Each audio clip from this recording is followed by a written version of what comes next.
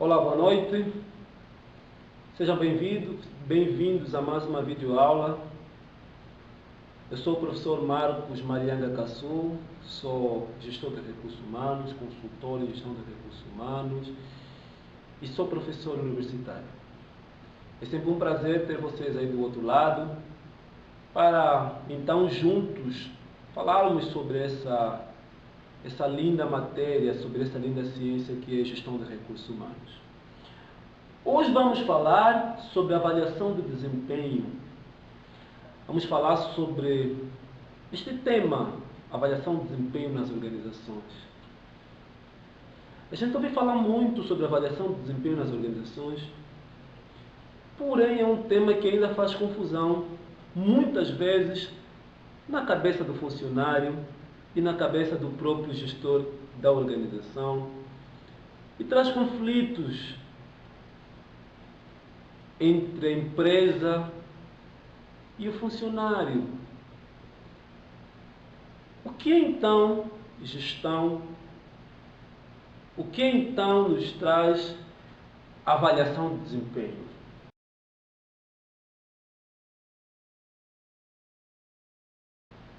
A avaliação de desempenho é uma ferramenta administrativa que as organizações usam ou então deveriam usar para avaliar o desempenho de seus funcionários e, ao mesmo tempo, das políticas organizacionais, como elas estão a ser entendidas dentro da organização.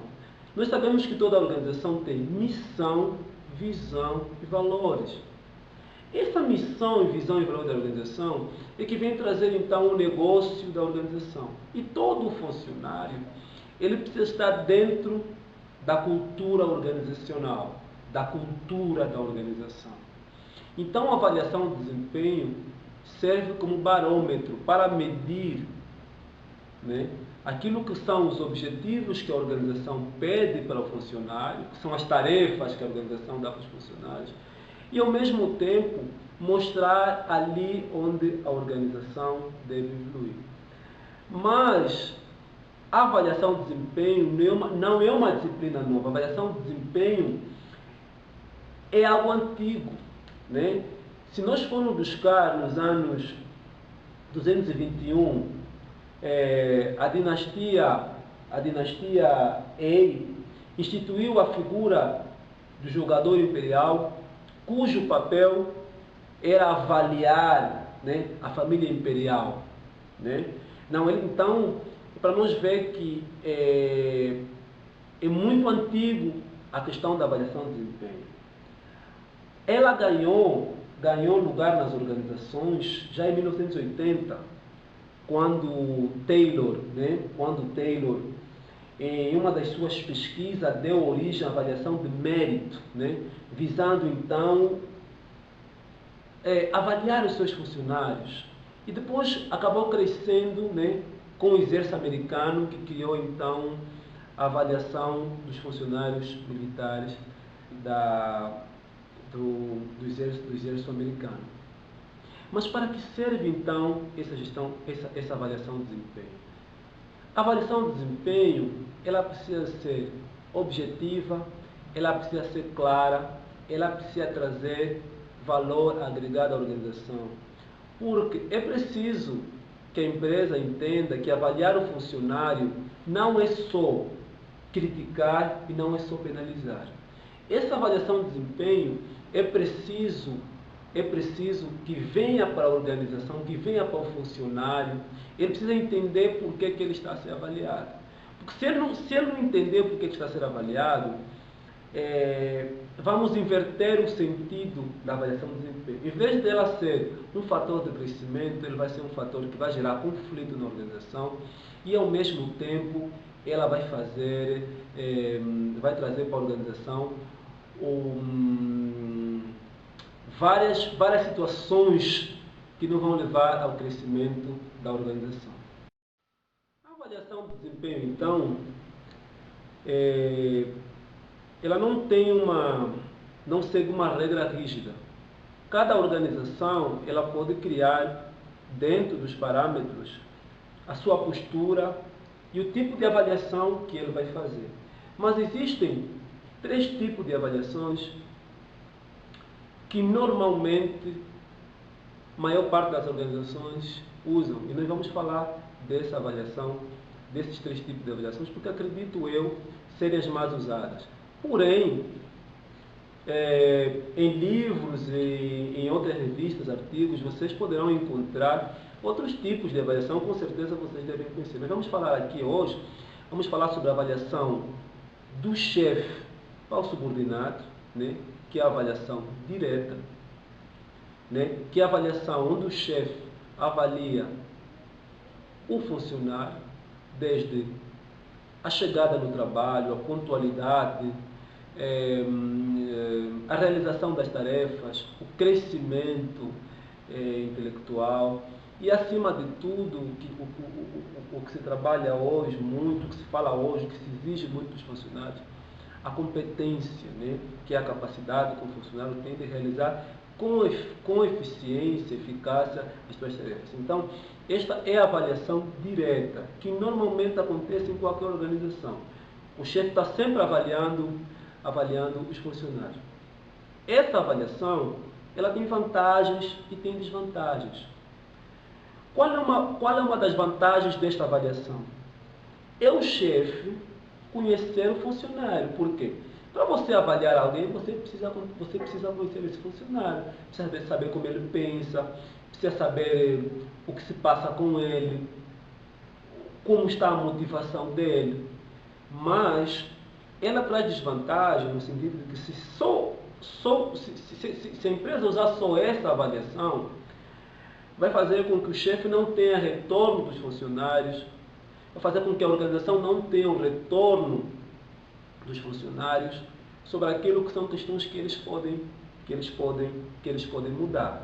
Então é preciso ter um pouco de cuidado quando se entra só nessa avaliação, para não correr esses riscos de se ter só um lado que avalia e o outro lado que é avaliado. E nós também ainda temos a autoavaliação. Essa autoavaliação, que é muito pouco usada, né, é uma avaliação que normalmente o funcionário faz do seu próprio desempenho, o chefe faz do seu próprio desempenho e a organização, a direção da organização faz sobre o desempenho da organização em geral. Porque quando o funcionário conhece quais são os seus pontos, quais são os seus pontos fracos e pontos fortes, é muito mais fácil ele procurar melhorar, né, principalmente por uma formação continuada, com treinamento, com desenvolvimento. Mas normalmente é pouco incentivada esse tipo de avaliação e acontece muito pouco, né?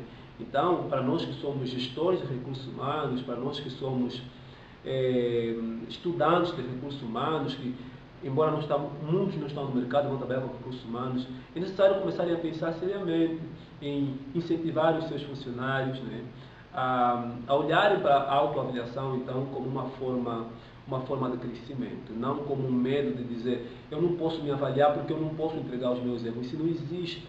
Porque se você não se conhece, então você não sabe o que vai fazer. Então, precisamos começar a olhar um pouco mais para essa avaliação de desempenho e ver que ela traz, então, também valor agregado tanto para a organização e tanto para o funcionário. E nós temos uma outra avaliação, que é a avaliação muito polêmica. Quem é funcionário público, quem é funcionário de empresa privada, quem é empresário, já ouvi falar sobre a avaliação 360 graus. Essa é uma avaliação em que todo mundo avalia todo mundo. O chefe avalia subordinado, o subordinado avalia chefe, líderes é avaliado pela sua equipe. Mas normalmente ela dá muito conflito. Por quê? Porque o chefe não quer ser avaliado pelo funcionário, ele não quer ouvir as suas falhas, né? Então fica aquele gira-gira, aquele puxa-puxa entre o líder, o chefe, a organização. Cada um, se for avaliar o colega do lado, ele vai querer fazer sua avaliação positiva. Ele não vai querer mostrar os pontos fracos do colega. Mas, por quê? Sob pena, por exemplo, de cair naquilo que se diz, não, você me avaliou mal, você fez com que eu perdesse o emprego e tudo mais. Mas não, é necessário ter coragem para fazer essa avaliação, porque ela é muito importante. ela, dentre todas as avaliações, ela vem trazer a realidade nua e crua da organização. Então, nós vimos os 3 tipos de avaliação de desempenho. Um é melhor que o outro? Não. Um é pior que o outro? Também não. O importante é a organização ter, antes de fazer a avaliação, definir o que é que eu quero, aonde é que eu quero chegar, como eu vou usar os resultados que vêm dessa avaliação de desempenho, o que é que a minha organização vai ganhar sobre a avaliação de desempenho, ter objetividade, clareza, acima de tudo, projetos para os dados que forem recolhidos dessa organização e tirar o problema dos vícios, né? Eu não posso avaliar o meu irmão de forma séria, objetiva, porque eu tenho que esconder os erros dele. Não, temos que começar a ver que se a organização quer crescer, precisa começar a avaliar com competência. E organizar com competência é ter clareza, é ter objetividade e, acima de tudo, fazer, pegar nos dados que vêm desta avaliação de desempenho e ser passível de tomada de decisão. Então, meus caros amigos, alunos, gestor de recursos humanos, diretores de empresa, existe muito sobre avaliação de desempenho, né?